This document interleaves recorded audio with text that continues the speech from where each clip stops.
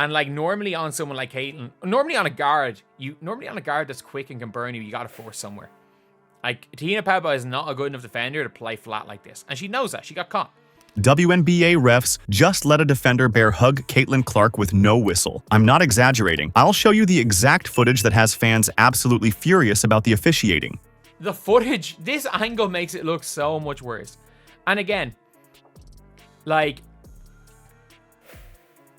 people genuinely, you know the whole, oh, obviously these XYZ guard is better than Caitlin Clark. Some of the worst refereeing I have seen in my lifetime. Like, this is one of the worst missed calls I think I've ever seen in basketball. Like, this is not just a hand check. This is a double jersey grab. I've seen someone say Deja Kelly's better than Caitlin Clark. She just got waived. And obviously the Deja Kelly video is coming out before this one. I'm recording this 8:23, 58 minutes after this was tweeted, just for a timestamp. This clip proves what many have suspected all season. There's a serious problem with how games are being called when Clark is involved. The league is seeing record viewership thanks to her. But these missed calls might chase new fans away just as quickly as they arrived. Kindly please like the video and subscribe to the channel to support us. You've seen the highlight reels of Caitlin Clark, but did you catch what's happening to her when the cameras pull back? This clip right here shows something that should make every basketball fan mad. I'm talking serious ref issues that are affecting games. Let me break down this play for you. Clark has the ball at the top of the key. She's sizing up her defender, looking for that opening to drive. She makes her move, quick first step, ready to attack the basket. But watch what happens next. The defender straight up wraps both arms around Clark's waist. It's not a little grab or hold, it's a full bear hug that completely stops her from moving forward. I actually don't think that she actually pushed off. I think that again, it looks to me like Te-Hina Paopao threw herself out of the play after hacking Caitlin Clark. She hacked Caitlin Clark, overcommitted and threw herself out. The whole Te-Hina Paopao Caitlin Clark situation is just mad. It's just mad. And I'm not joking when I say this. Like, there is now a new angle that shows I don't even think in the whole push-off situation Caitlin Clark pushed off the play. That's what it looks like. And Caitlin Clark, her arm is like being grabbed by Te-Hina Paopao and she does take it off. Could there have been contact? Sure. But I've never, like, this is some of the worst refereeing I've ever seen to not call a defensive foul here. This isn't some gray area call. This is refereeing 101, a textbook foul that would get called instantly for any other player in the league. Even Twitter user Correlation pointed it out, saying Clark was literally bear hugged to stop her from blowing by the defender. Look at Clark's reaction after the play. That glance at the ref says everything. The classic, "Are you kidding me?" Look, we've all given when something obvious gets missed. Instead of getting free throws, she has to settle for a tough step-back shot. We're going to watch it in slow-mo. And again, slow-mo, you can never tell really anything in slow-mo, but it can get us a pause at the right time. So, but if you look at this clip right here, let's watch this. Let's watch this right here. So, we're going to watch it in full speed. Paopao is on her. Paopao grabs her hip. And that happens. So, you see here. So, Caitlin's trying to blow by Te-Hina Paopao. Te-Hina Paopao is caught in a really weird defensive position where she's forcing nowhere. She's just playing flat. That's not the play she wanted or deserved. What makes this worse? This wasn't garbage time with the game already decided. This was a crucial possession where the Fever needed points. The refs just swallowed their whistles at the worst possible moment. The numbers don't lie either. Clark is driving to the basket at similar rates as other star guards in the league, but she's getting to the free throw line way less often. That math doesn't add up unless something else is happening. This bear hug incident isn't just a one-off mistake. It's the most obvious example of a pattern where physical defense against Clark crosses the line from tough basketball to straight-up fouls that don't get called. The evidence is clear as day. This wasn't a maybe it's a foul situation. This was a clear miss that directly affected Clark's ability to make a play. Coaches Brianna January and Stephanie White saw it too, reacting immediately to the non-call from the sideline.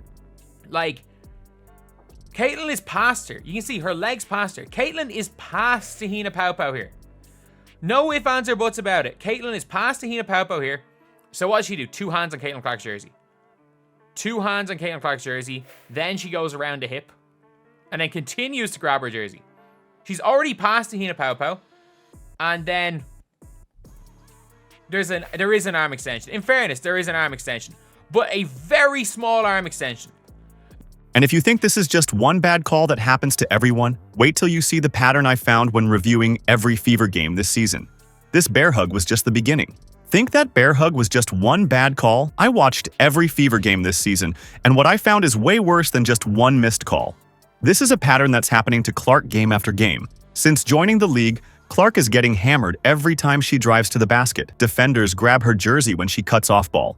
She's getting bumped, pushed, and hit constantly, all with almost no whistles. Meanwhile, other star players get those same calls easily. The numbers don't lie. Clark drives just as much as players like Arike Ogunbowale, but gets to the line way less often. This creates a huge problem for the WNBA right now.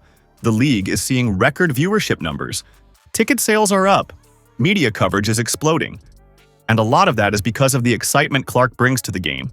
But when new fans tune in and see her getting roughed up with no calls, they get frustrated with the product they're watching. Social media blows up after every Fever game.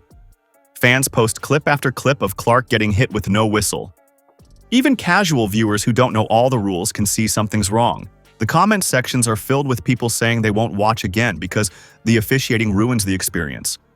Even former WNBA players are speaking up. They're saying, yes, rookies always get tested physically. That's part of proving yourself. But what's happening to Clark goes way beyond earning respect. Some of these non-calls are leading to situations where she could actually get hurt. The WNBA finally has mainstream attention after years of fighting for it. ESPN is showing games in primetime slots, but inconsistent officiating threatens all that progress. Bad calls make for a bad viewing experience, especially for new fans still learning the game. I'm not saying Clark deserves special treatment. No way. This is about consistent application of the rules for everyone. When a bear hug stops a drive, it's a foul for any player at any level of basketball. The solution isn't complicated. The league needs to address officiating now through better review processes, holding refs accountable, and giving clear directions about physical play. Officials need to call the game by the rulebook, not based on a player's rookie status. The evidence is clear. This isn't just fans complaining. There's a real pattern of missed calls affecting Clark's game and potentially hurting the WNBA's growth. The ball is in the WNBA's court now. They can fix this problem before it damages all the momentum they've built this season. The video doesn't lie. Clark is getting a completely different whistle than other stars in the league. The WNBA needs to fix this now if they want to keep all these new fans watching. This bear hug situation wasn't just a bad call. It was part of a pattern that's happening every game. What do you think needs to change with WNBA officiating? Drop your thoughts in the comments and share this video if you believe consistent reffing matters for the league's future. Subscribe for more WNBA coverage that doesn't shy away from the tough conversations about the game we love.